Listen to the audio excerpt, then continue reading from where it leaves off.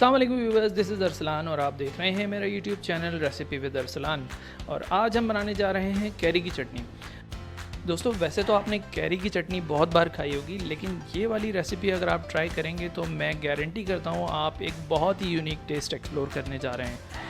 तो चलिए बढ़ते हैं अपनी रेसिपी की तरफ और जल्दी से स्टार्ट करते हैं। तो यहाँ मैंने एक कटिंग बोर्ड ले लिया है। नाउ ऑब्वियसली सबसे पहले हम अपनी कैरियाँ ले लेंगे, इन्हें अच्छी तरीके से धो लें। और मैंने तकरीबन आधा किलो के करीब कैरियाँ ले ली हैं।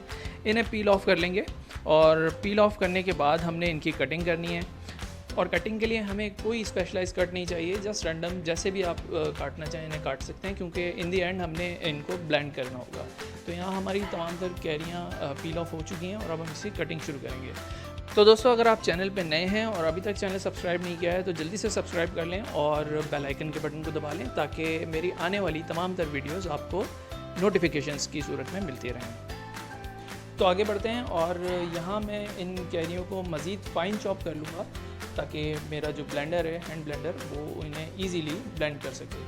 तो ये हमारा स्टेप कंप्लीट हो चुका है यहाँ। अब हम इन्हें एक बॉल में निकाल लेंगे, तमाम तर कैरियों को बॉल में निकाल लेंगे। और इसके बाद हम अपने दीगर इंग्रेडिएंट्स को गैदर कर लेंगे, जिसमें हमें चाहिए हरा धनिया, पुदीना, हरी मिर्चें, ज़ीरा, लहसुन, अदरक और काला नमक। तो सबसे पहले हम इन कैरियों में हरा धनिया शामिल कर रहे हैं, तकरीबन 1 कप के करीब है। 7 से 8 अदद हरी मिर्चें शामिल कर रहे हैं, इनकी टेल निकाल लिए। इसके अलावा इसमें पुदीना शामिल करेंगे, ये भी 1 कप के करीब है। 7 से 8 अदद लहसुन के जवे, 1 टेबल स्पून ज़ीरा, 1 से 1.5 इंच का टुकड़ा अदरक का, जिनके बारीक स्लाइसेस मैंने काट लिए थे। और इसके अलावा हम इसमें काला नमक शामिल करेंगे, ये 1/2 टेबल स्पून के करीब है। इन सब चीज़ों के अलावा हम इसमें शुगर शामिल करेंगे, 2 टेबल स्पून शुगर मैं इसमें शामिल कर रहा हूँ। इसके अलावा हमने इसमें पानी शामिल करना है, तो ये 1/2 कप के करीब पानी है, ये भी इसमें शामिल कर लेंगे और अब इसे अच्छे से ब्लेंड कर लेंगे।